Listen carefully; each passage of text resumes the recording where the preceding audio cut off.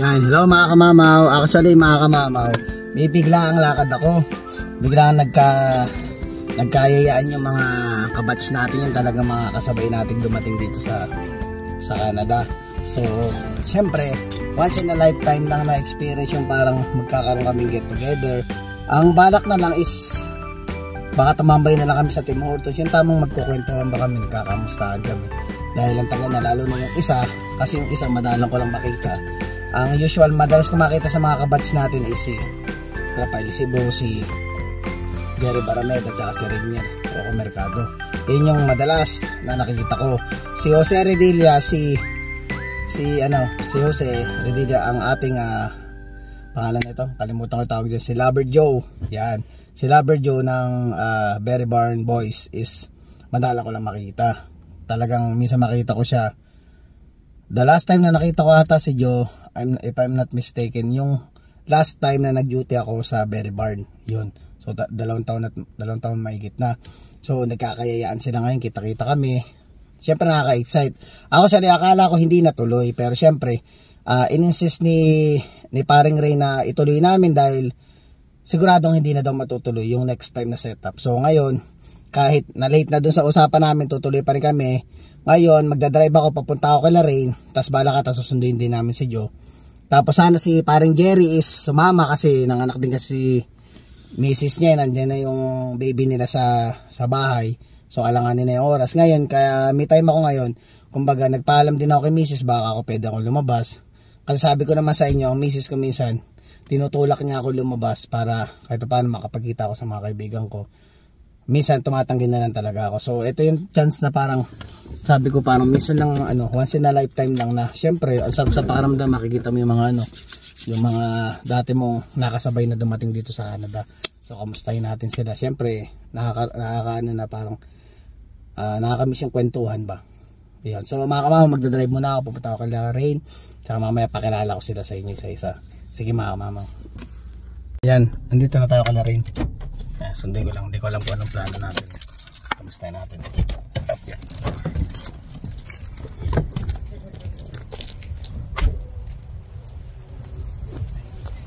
Okay lang ba yan? Sablay eh. Anong plano natin? Tara na. Di pa na nasagot eh. Sundin mo na. Okay pala sa Rain. Sundo na natin isa. Sundin daw si Joe. Bala mga kamama yung inaanak ko. Hello. How are you? Si Pogi oh. What's your name? What's your name? What's your name daw? Hello, say hello daw. Hello. Yan mga kamama, tatlo na kami. So si rin ang ating driver, tsaka yan, kasama na si paring Jerry. So si na lang, si paring Joy hinintay natin. Tapos si Rap susunod mamayang hindi na ako sanay passenger. Susunod mamaya ng sugatan ako. Susunod ng ng 9 o'clock. Ay 9 ba 10? 10 o'clock ata si si Rap o susunod siya sa atin. Hindi yata yun. Dito na kami. Sabi niya, madalang lang kami magkita-kita mga kamama. Magbanding sa mga tropa niya, inayaan ko lang ng binata na eh. Hinahanap nga ni nanay niya. Dahil sinabi. Yung panahon kasi namin mga kamama. Nung kami pa lang. Tag dito? Ang may anak lang dito na isa lang si Rain, isa. Tapos si Jerry. Dalawa na 'di ba? Jerry nung dumating si Miss Mo. Dalawa na talaga. Dalawa na talaga. So ngayon si Rap, tatlo na yung anak ni Rap din. Asa ko ngayon parang medyo mahabol ng konti kasi napapag-iwan na tayo ng mga natin eh, mga idol natin eh. So ayun yung tulog. Pakaramdaman mo yung tumutulog. Inaano ko nga lagi yan, kaya tatanggal ko yung sounds na pakinggan ni Rain para may tumutunog doon sa sasakyan mo. Si Joe kasi yung nagyaya, madalang sa patak ng ulan magyaya yun, hindi nagyayaya yun. So ayan, pagbigyan natin si Lover dyan ng makalala niyo yung pinakamatinik na server sa Berry Barn dati. Ayan, pupunta na tayo, kikitain natin. Ayan, dito na kami. Ayan si Lover Joe, yung nasa likod. Si Rain, ayan si ayan. Sa Bowling alley.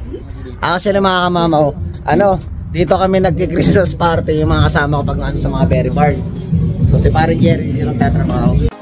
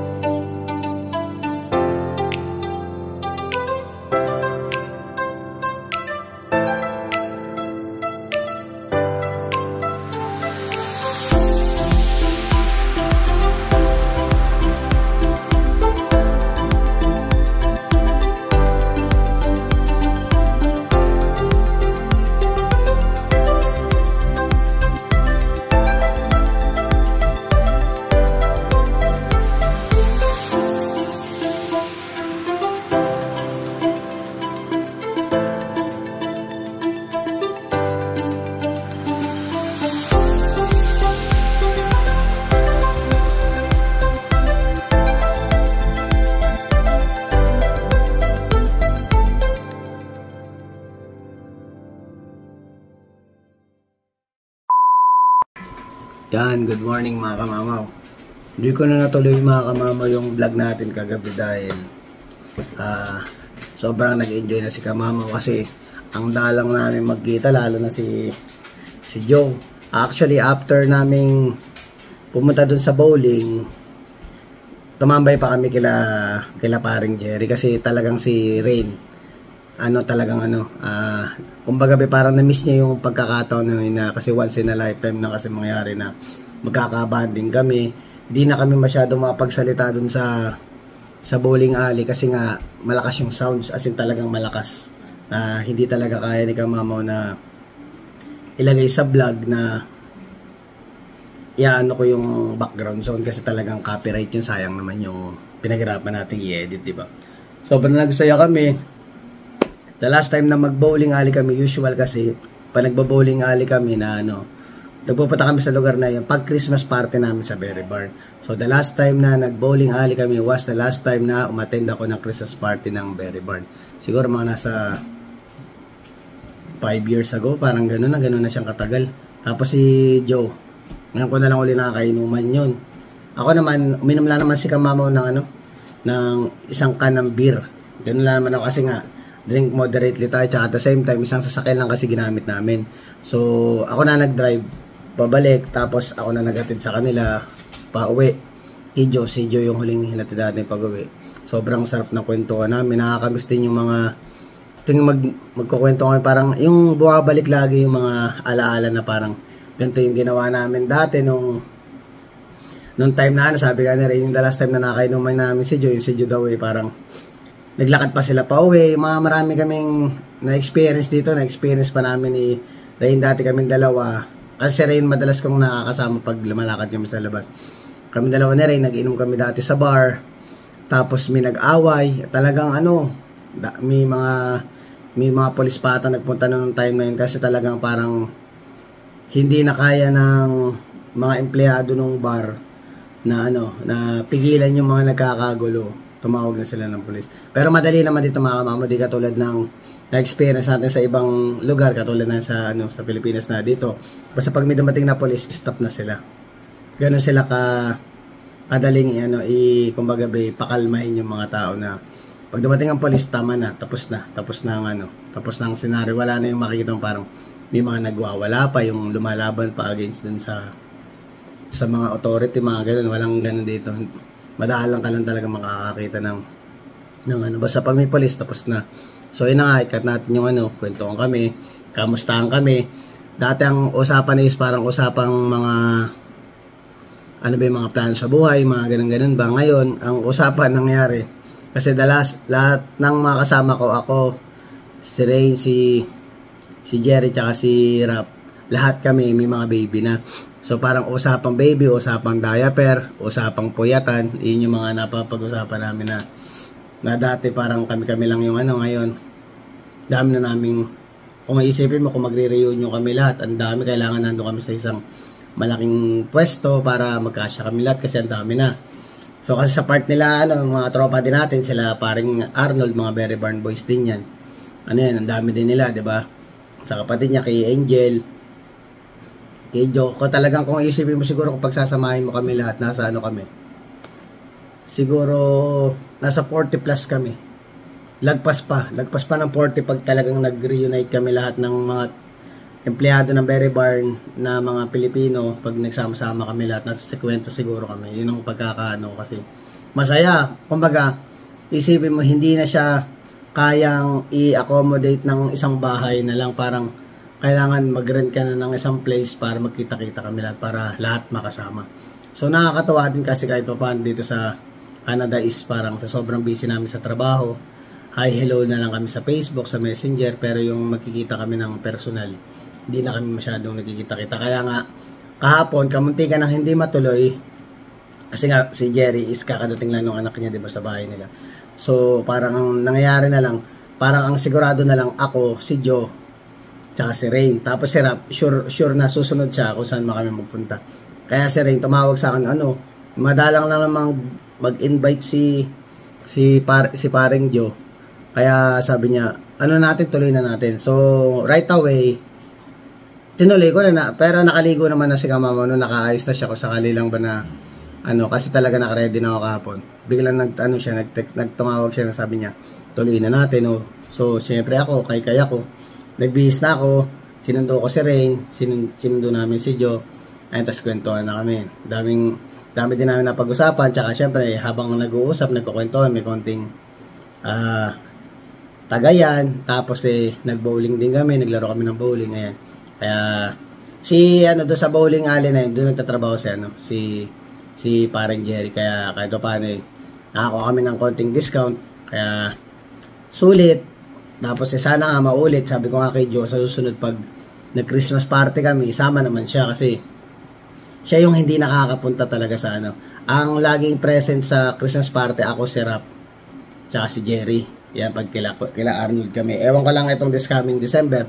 Siyempre nakaka-excite dahil yung baby ni Rap, baby ni Jerry, tsaka baby ko, si CJ, halos magkakasing edad lang. So, siyempre kahit paano, yung dating tipong pa nagki-Christmas party kami, yung mga sila lang yung mga may baby, tapos nagkikita-kita yung mga baby nila naglalaro. So syempre ako na-excite ako para kay CJ na sa bandang December, pag medyo malaki na siya, may mga kalaro na siya. Syempre nakakatawa yung bilang isang magulang na parang syempre madalang lang makalabas, di naman siya totally nagkikita-kita yung mga magkakabarkada na ano. Syempre pag nagre-reunite kayo, tapos sama-sama kayo. Dati ang pag nagre-reunite kayo, kayo-kayo lang magkakasama, kayo-kayo lang yung parang nagbabanding. Ngayon pati yung mga anak mo nakikita mo, dami nila naglalaro-laro sila. Ang sarap pagmasdan yung mga ganong senaryo. Kaya syempre itong December, di natin alam kung saan tayo pag-Christmas party. Alam mo naman ng mga Pilipino dito sa Canada, mga kamamo, is for trabaho, ano lang talaga, trabaho bahay. May mga tao din na mahilig sa mga gatherings, pero kami nga parang once in a lifetime, ganun yung ano ng grupo namin na parang parang one time a year lang kami magkita. So sana nga susunod na magkita-kita kami, kompleto kami para mas masaya. Tsaka syempre babalik na si Kamamaw next week. 1 week na lang ang paternity natin. Ang bilis ng panahon, ang bilis ng oras. So 1 month na rin si baby Jacob kahapon. May 25, April 25 pinanganak si Jacob eh. So 1 month na siya, ganun kabilis ang panahon. So babalik na tayo, kailangan na natin kumayod at marami na rin tayo, syempre kahit paano dagdagan na rin yung responsibilidad natin sa buhay. Basta tuloy-tuloy lang yung pagsisikap sa pagtatrabaho para kahit paano yung mga mahal natin sa buhay magkaroon ng magandang kinabukasan. So yan lang naman ang cycle ng buhay. Minsan i-enjoy mo, hindi naman at all the time na parang naglalabas ka ng pera o something na ganun. Hindi naman siya, kumbaga, kung minsan magkakagimik kang kayo ganyan, pasayahin mo rin yung sarili mo kasi kailangan minsan ma-relax mo rin yung utak mo kahit paano ma-replenish o kumbaga ma-cleansing yung mga bagay na isipin mo sa loob ng isang araw is parang makalimutan mo lahat ng mga problema mo sa buhay. Kailangan mo yun kasi nakaka-depress din mga kamama pag puro trabaho din. Tsaka puro lagi mong isipin yung responsibilidad mo sa buhay. I-enjoy mo rin yung buhay mo. Tandaan natin mga kamamaw, isang beses na tayo mabubuhay sa mundo. So kailangan dapat maging masaya tayo palagi. At enjoy natin ang buhay natin habang nandito pa tayo sa mundo. So mga kamamaw, tapusin ko na itong vlog na to. Abangan niyo yung susunod na vlog ko mga kamamaw. Sobrang interesting yung vlog natin na yun. Gagawin ko yun basta i-upload ko na lang yung susunod na vlog. Pero mga kamamaw, for sure, abangan niyo yung vlog na gagawin natin. Alam kong maraming makaka-relate at maraming makakaramdam ng aking sasabihin sa susunod ko na vlog. So maraming salamat sa pagsubaybay. Please don't forget to like, share, subscribe, and hit the notification bell for more updates of my video. See you mga kamamaw.